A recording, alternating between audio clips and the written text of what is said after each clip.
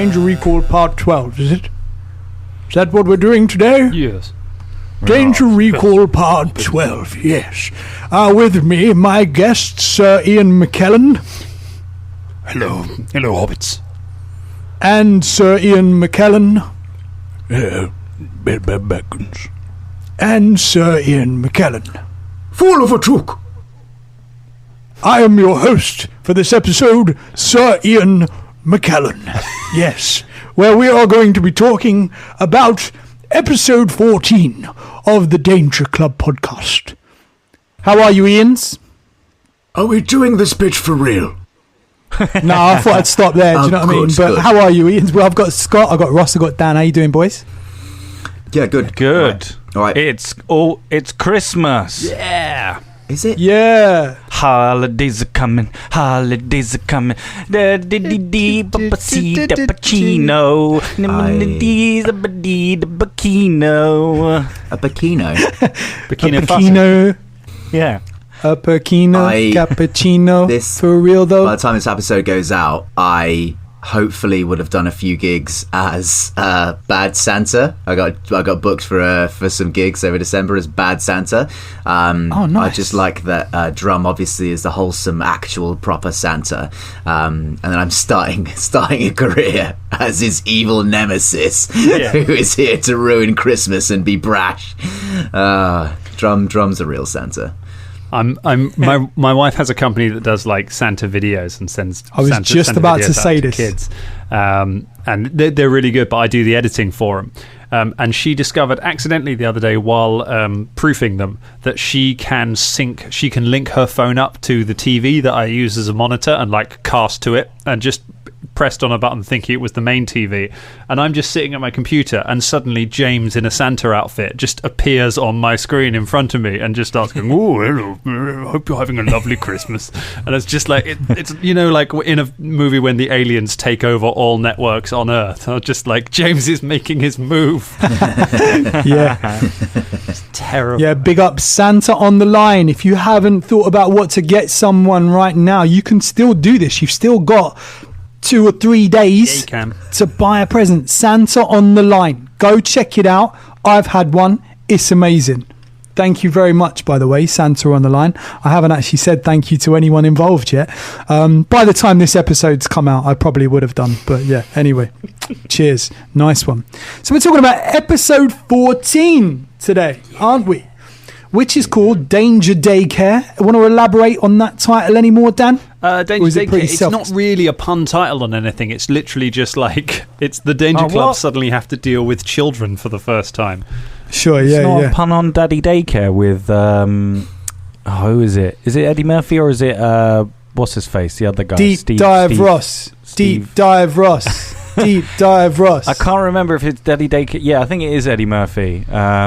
Yeah, and he has to look after a load of kids, and then he goes into the bathroom, and there's pool over the walls and over the ceiling and stuff. God. And it's like his reaction. Well, you don't actually see it, but the kid goes in and then comes out after, and then he opens the door, and his facial reactions are saying that it's all over the place. Yeah. So go see it. Daddy Daycare. Is that a comedy based on the hilarious idea that fathers should care for their children? Yeah. Is that like Daddy the setup for it is, what if dads had to do some work? No, I think it's like Eddie Murphy opens up a daycare centre in his home for loads of kids. I don't know. I can't remember. If that's your sort of movie, go and watch it. Yeah. If not, stick to listening to this episode. Yeah, you have 2 choices in life. Yeah. That's all you've got. That's all you got, right? No other choice. This was released on the 3rd of the 9th, 2018. We heard music by Kevin MacLeod, Sword Coast Soundscapes, and Ross Budgeon. Has anyone got a summary for this episode? Now, I realised that last episode we did not have a summary, but we did do a big deep dive on the boss's mentality and what the bad guys were doing. So has anyone got a summary of this episode? Go on, Ross. Okay. So, what happens in this one is Fulton, whilst he was unconscious during the last episode's fight, there is a thing that happened in his brain where he went on a journey. He went on an emotional journey. We ain't got time for this, though. Half-hour episodes. I don't remember what the episode is. So we cut this. We find out that there are younglings inside this manor that we were gonna rob. We ascertain the alignment. Should we alignment check ourselves on whether it would be a good idea or not to rob it? Ascertain that the person who owns this place has not in fact tried to kill us, therefore we decide not to rob it, but do decide to steal everything else from the people who did try to murder us. Upon doing that, we stumble upon the younglings, the kids. That is correct. Yes. Yeah, we stumble across Arnahim Brayton's children, following on from the last episode where we missed the fact that they had been spared, but we do find them eventually. We're recording at the Secret Weapon, which was a pub which has changed names now, but in London. Now, if you listen to this episode after this goes out, you will hear sirens. You will hear a crossing, which is right outside the window. You will hear people screaming in the street. Literal screaming. People going, there's a big fight out there. Like, we were recording in Stratford in East London, which, if you've ever been, is kind of a lively area. There's a lot of people live there in a very small space. And it can be quite lively. Most people there are absolutely lovely, don't get me wrong, but people have their reasons for shouting and getting into fights. Shout out to Americans who might be thinking that's where Shakespeare's from. There are two places called Stratford in the UK. Two Stratfords. Slightly different. Stratford upon Avon, which is the place where Shakespeare is rumoured to be from. Just Stratford. Right, Stratford. And then there's Stratford, East London, which is a very different place. They also had a lot of the Olympics in Stratford, but again, Stratford is quite big.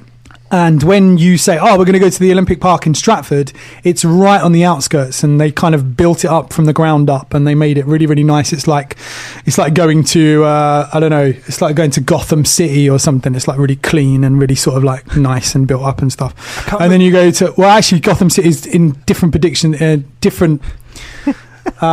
descriptions of Gotham City are very different, aren't they? So actually, Gotham City is not like that at all. Have we ever? I take all that back. Sorry, Cole.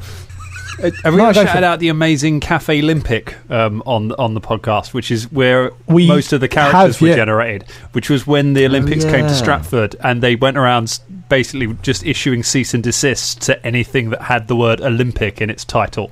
And there was this it's just this little cafe in Stratford, and they're like, you can't be called the Olympic Cafe anymore, and it's been there for years. So then it just scratches the O off the front of it, and now it's called the Cafe Olympic. It's like, yes, it. And that was the only place that was open at that time, because we went to because the pub wasn't open, so we had to go to just a cafe. Yeah, we turned up like a bunch of, I think we'd heard that they were going to be open, but they weren't open. So we turned up like a bunch of nerds in the morning to a pub, being like, "Hi, we've got a load of character shit. Oh, we can't go in there. Quickly, somewhere else." Like holding our dice. Cafe Olympic. Yeah. We sat at the back in the garden, didn't we? It was kind of nice. It was actually not quite nice. I managed to have a very good, massive, hearty sandwich from there. That was great. Yeah, it's pretty tasty. It's a great cafe. Big up Cafe Olympic. I was so excited to be recording at the Secret Weapon. It's called the Escape Bar now. It's still a great place, and it's partly because it was our spiritual home. It's where we kind of did most of our gaming before we started doing it. But also, I had this idea of destination recording, because I'm a big fan of Harmontown, and Harmontown is recorded at Meltdown Comics, and that's a big part of it. It's just recorded live at Meltdown Comics with a live audience. It's Harmontown and all that, and I'm like, I want to be like that. I want to be like the podcast that's recorded from a destination venue, and so we're coming to you live from the Secret Weapon in Stratford, and then it's just non-stop screaming and crossing noises, and we're like, oh, this was a really bad idea.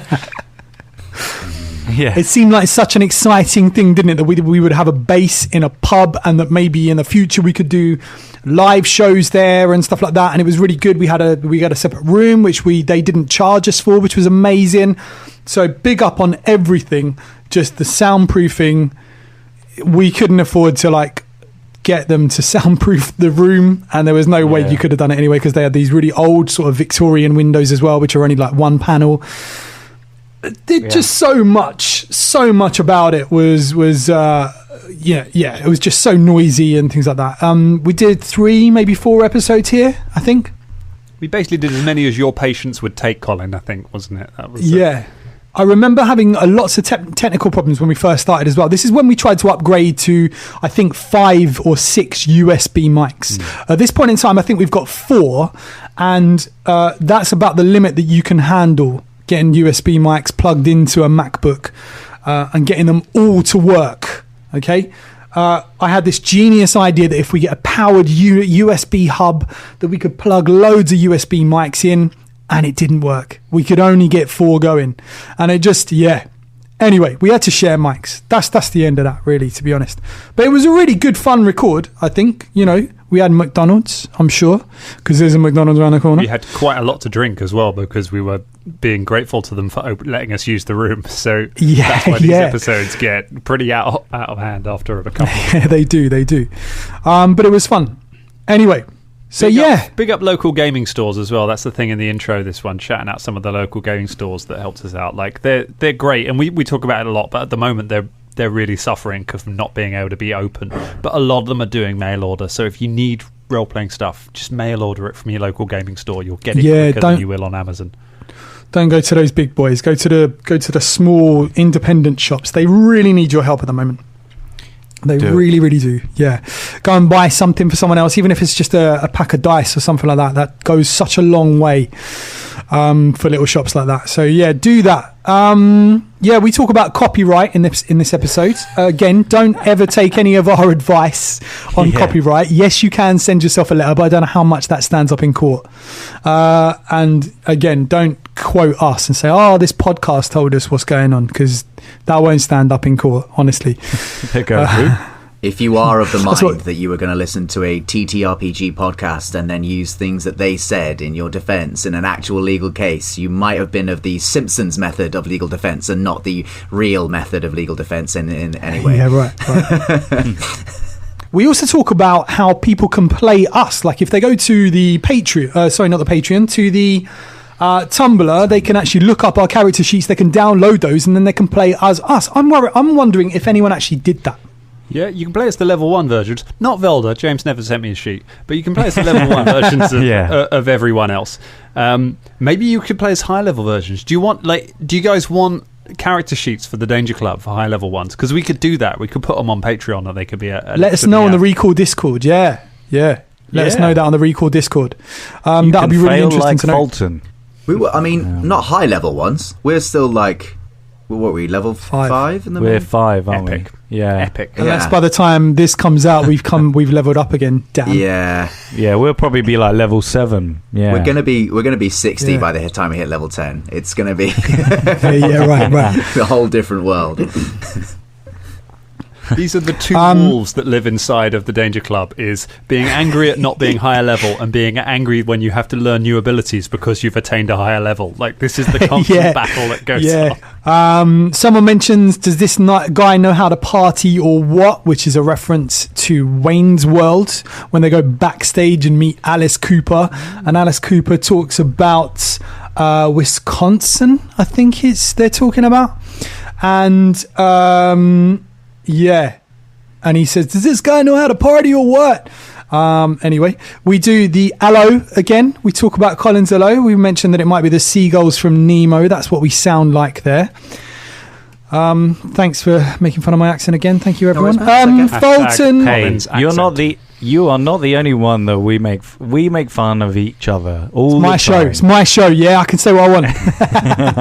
I'm joking. It's our show. Definitely. Come on the main show that I host, Colin, and talk about films with me. Let's see how much the host gets away with what they like on their own show. Oh yeah, shit. I ain't got a leg to stand on here, have I? Okay, so Fulton, at the beginning of the episode, he stabilises, but he's leaking from Colin, I hate to interrupt you, but I've got to do it thematically. Sorry, Scott. I've got to interrupt you. Like, are you going to skip past the bit where we nearly didn't have Shania for the entire episode because Drum didn't bring his character sheet because it reformatted his phone? Oh, shit. Yeah, I can't believe we didn't bring that up. Yeah, talk about that again, Scott. Yeah. I only saw it in the intro where we'd settled down. Like Dan says, we got into the secret weapon, set up our things, talked about the game, settled in, got all our dice out and everything. Drum didn't say anything. We were chatting about the game, chatting about our characters. Yeah. Hit record, start playing. In the intro, Drum goes, I haven't got Shania's character sheet. Dan has a heart attack. We were there for like an hour before setting up and like setting the whole room up, talking about just everything. Drum's there like, yeah, man, whatever. And then, it drops that bomb at the beginning of the episode. Can't believe it. That was so funny. Dan, how did that make you feel? That made me feel old. That made me feel surprised. Whenever I reach a birthday and see how young I am, I'm surprised because I feel older because of that day. Yeah, man. Good. Yeah. And then we had to get it from the Tumblr, didn't we? We did. We pulled it off the because we had a copy of it on the Tumblr, so we managed to grab a copy from there. Yeah. Yeah. So that's the only use that Tumblr's ever had since its creation. So big up Tumblr. Thank you very much. Yeah. Fulton stabilizes. He's leaking from all orifices. We do find some potions and we heal our danger members, Shania and Fulton. And also, can we never call them danger members again? Danger members. Why not? What's wrong with that? Fulton spends a lot of time focusing on his danger member, I think. Oh, I see what you mean. Yeah, of course. I missed that. And Velda says the sun's getting real low. Scott, do you want to tell us what that is a reference from? It's from that Avengers film. It's from the second Avengers film where Scarlet Widow, Scarlett Johansson Widow, the spider known as Scarlett Johansson, talks down Gruffalo Hulk with a bit of NLP, with a bit of soothing psychological triggering, which is a thing that is used in stuff. Is it? Yeah, not exactly that. People don't go around striking people's wrists and saying the sun's getting real low. Not unless you want to get arrested. Definitely don't try that in Stratford. I thought it was from episode 1 of Star Wars with the old woman who talks to Anakin Skywalker as a kid, and I thought she said. I thought that's what she says to him. She goes, "Sun's getting real low, Annie," and then she goes, "Better run home quick. Storm's coming." You know, that's what I thought it was from. No, it's clearly not. It's from the third one when he's taking out the younglings with his lightsaber, and one of the little kids is like, "The sun's getting real low. Sun's getting real low," trying to calm him down. So thanks. Well, that's good. Yeah. Good that I listened to this recall. Well so done. I know that reference. Wow, now. that was I thought that was going to be the most obvious reference everyone would get. That's why I skimmed over it. I was like, surely everyone knows that. Yeah. I used to do that. I was in an immersive show, a Halloween immersive show, and there was a point where there was someone, another member of the cast was kind of like possessed by a devil, and we give them a potion and they kind of chill out a bit. And I used to drop that joke in. I used to be like, "Sun's getting real low," and 50% of the audience on 50% of the shows would like crease up laughing, but sometimes you would just get a room full of people just looking at you like, what? Mm-hmm. And they wouldn't get that reference at all, and I'd be like, okay, tough crowd, anyway, let's move on. And just that's 90% of all of our jobs is when you give a reference to a joke, only you know it, and then one person in the audience just goes, ha! Yeah. And then you're like, oh god. They're like, ha ha ha! Oh, that's from Thor, isn't it? Oh, that's really funny. And then you pitch the entire rest of your show to that one person. They are your hero. That's it. Yeah. They've got your respect. One of my favourite them after the show. I ever got doing stand-up was making a reference to World of Warcraft in a set, and from the back of the room I heard a man's voice go, "Yes!" and next to him a woman's voice go, "Oh, for God's sake." Right, I can't believe this, but we haven't even started the episode yet. We're 20 minutes in. Amazing. Jeez. We haven't even started talking about it. Do you know what I mean? Anyway, we got loads of fart noises from Ross. Thank you very much, Ross, for those. You're welcome. I don't know if come to me for highbrow comedy. There you go. Yeah, right. I don't know if we had anyone that actually did this, but we asked people to tweet with the hashtag blow-offs I don't know if anyone actually did that. We didn't. I don't know if we searched it. But if Dangerlings out there, #blow-offs. Let's do it.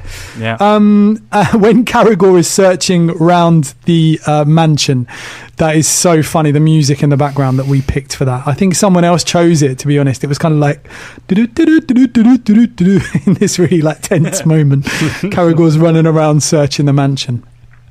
Yeah. And he also says, let's rob the house, which we decide not to do in the end. That was one of those like saving for, it was like, this is our first record of the session. It's been a couple of weeks since we last did it.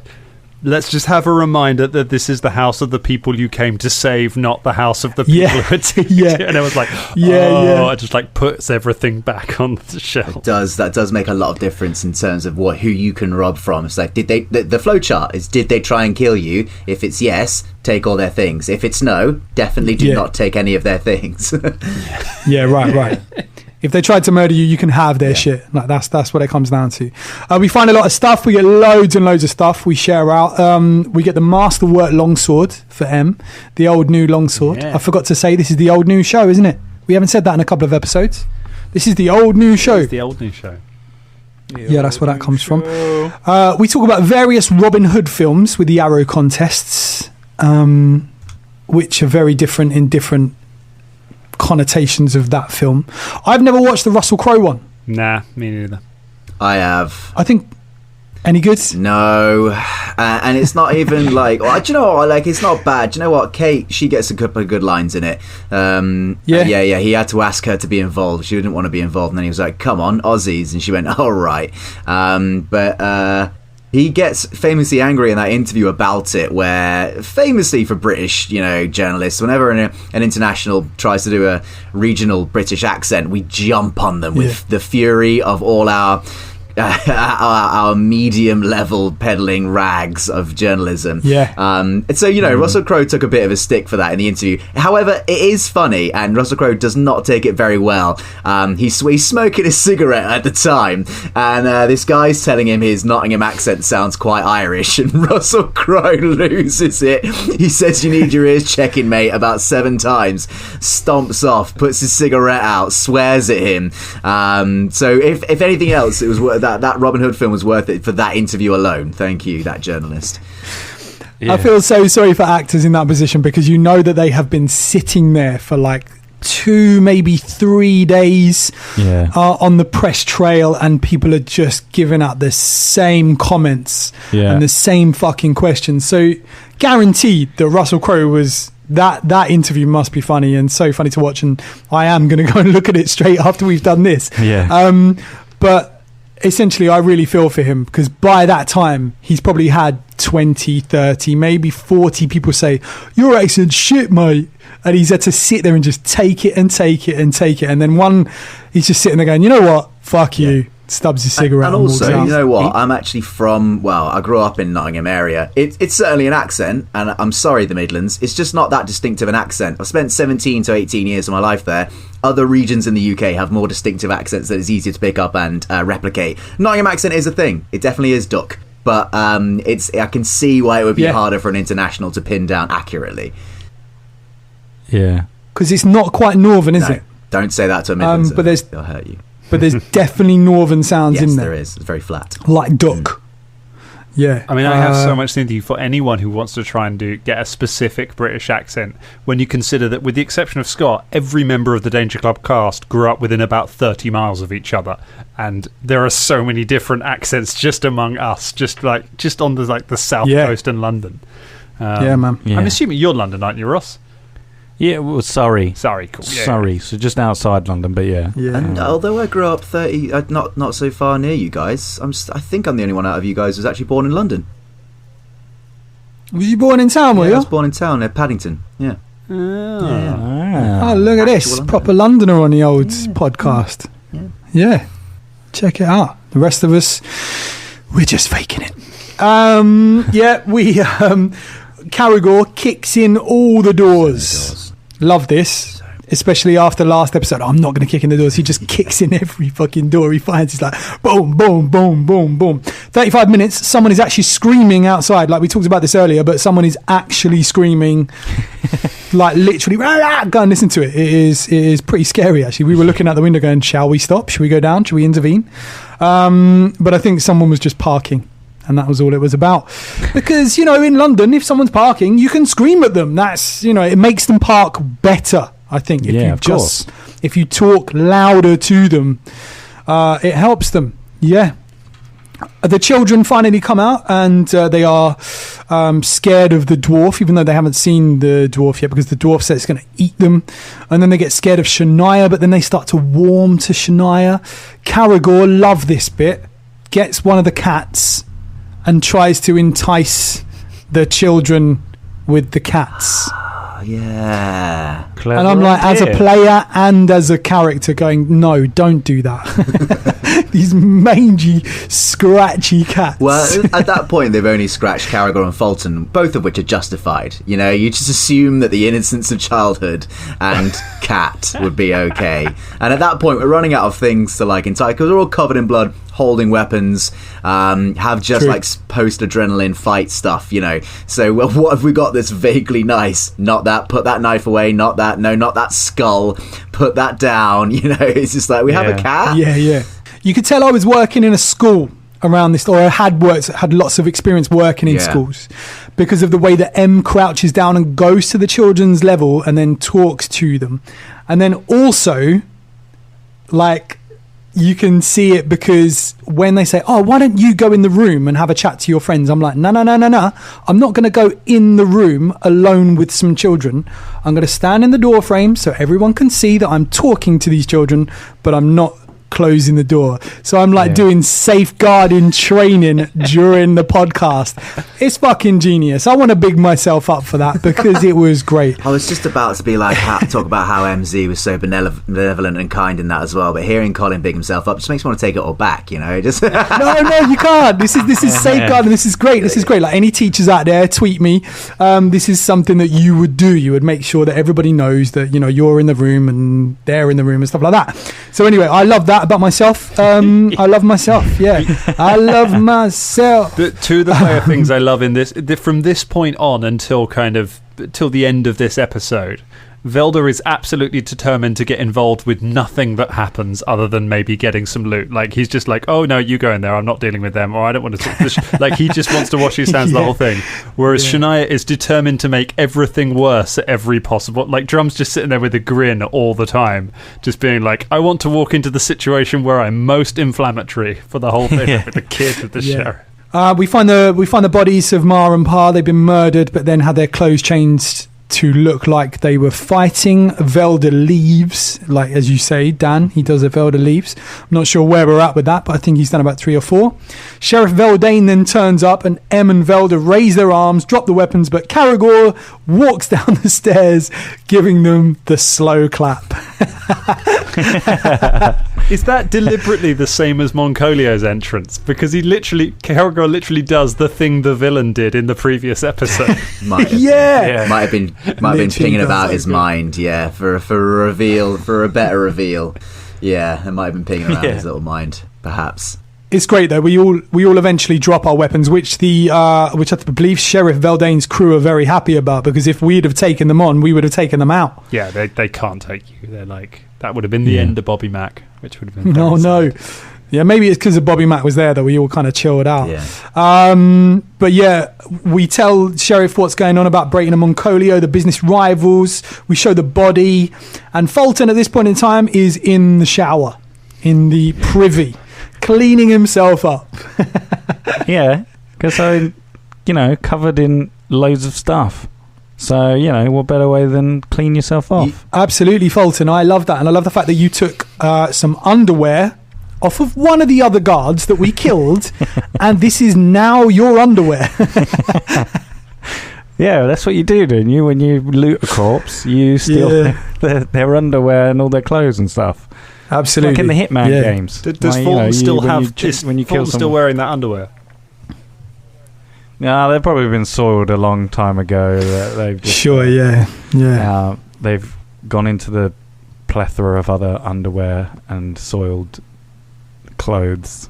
Fulton never cares about how his smell, his hygiene.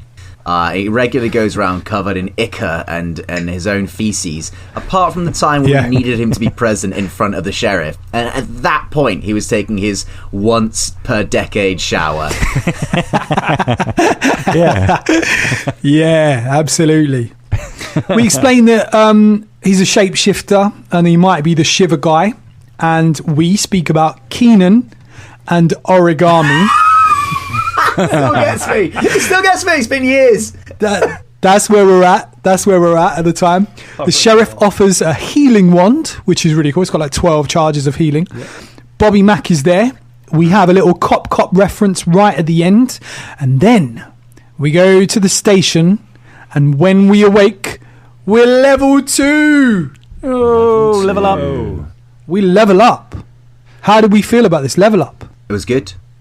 Yeah. I mean, leveling up is a good thing. Going from 1 to 2 is a progression. It shows your achievements that you've done as an adventurer, and it makes you think about, when do you level up in life, eh? I often think about that. When do you level up in life? Match that in life. You know, when have you gained enough experience? I think every decade is a level up. So you're 10, 20, 30, 40, 50, 60, 70, 80, 90. I like to think that you can level up at any time. Yeah, no, you can't. Under Ross's system, we only go till like level 10 max. Like, if anyone's at level 11, they've used some kind of hack. I suppose you could level up in the sense of financially, or if you buy a house, or if you get a car, or stuff like that. Like that could be considered as level ups. I kind of like to think that the level ups are more like life lessons. Like if you learn something, if something changes your view, or something changes your mind, or you I don't know, you get to a point where something new in your world is like, oh God, that's great. I think that's a level up for me. Yeah. I think if you don't get a new spell slot, then get out of here with that garbage. Also fair. I would like to shout out Colin's sass in this episode. On re-listening to it. Yeah. You get a couple of really funny lines that are just throwaway. Where Fulton goes, I don't know, I was just in a rage. And then you really quietly go, yeah, we noticed. And then later on, nice. I think James is doing like a silly pun. He's done 2, I think, at this point, off the back of my 1. And then you go, oh, your turn this week, is it? It's just little kind things. I'm like, go on, Colin. Shade Colin. Yeah, man. It's funny. Yeah, love that. Thanks for bigging up. That's nice. I appreciate it. Yeah, good looking out. So that's it. That was episode 14 that we talked about. This is part 12 of Danger Recall. We should have just done one an episode, really, shouldn't we? This ambition of doing multiple episodes hasn't really panned out, does it? There's too much to When we first discussed this, we talked about, doing maybe 2 or 3 episodes in one part of Danger Recall. I'm not sure if we're going to do that anymore. We're getting too deepy-divey. So maybe we're just going to skip 2 parts of Recall and we're just going to make the numbers sync up, just for my own peace of mind. Or we get to a really in-depth episode and we make like 3 episodes of Danger Recall for that one episode of the Danger Club podcast, okay. Just to catch up with ourselves. Naming techniques to the Danger Recall episodes. Okay, if you don't want to go with the alphabetical letter thing that I suggested, then let's go with like Greek titles instead, like Omicron and Alpha and Kappa and Gamma. I think that would be a lot less, it'd be a lot easier, like a lot less complex. Danger Links, if you got any ideas of things we could just name the Danger Recall episodes instead of 1, 2, 3 and 4, then do tweet us and put it in the Discord. We'll probably stick to the parts, but yeah, cheers. But I do like that, maybe the symbols. I don't know. Sitting here with my candles and my sage burning, shaking my fist at you and the gods. All right, team, that was Danger Recall. Thank you so much. Tune in next week. We'll give you some more Danger Recall loveliness. Thank you to my guests, Ross. Thank you, ladies and gentlemen. To Dan. Cheers, guys. See you later. And Scott. Deck the recalls with boughs of holly. Fa la la is this la the la. Christmas one? Subscribe on Patreon. It is. I said at the beginning. Yay. Merry Christmas, everyone. Bye.